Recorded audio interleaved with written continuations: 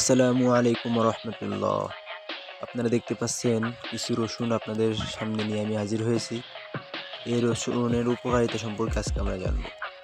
এই রসুন বিভিন্ন কাজে ব্যবহৃত হয়। গোশত রান্নার কাজে ব্যবহৃত হয়, মাছ রান্নার কাজে ব্যবহৃত হয় এবং ইত্যাদি। তাছাড়াও এই রসুন যদি আপনি কাঁচা খান তাহলে আপনার সর্দি, কাশি, জ্বর, রোগবালাই, অনেক ধরনের বড় বড় জটিলতার রোগ থেকে আপনি মুক্তি পাবেন এবং এই রসুনের অনেক উপকারিতা রয়েছে।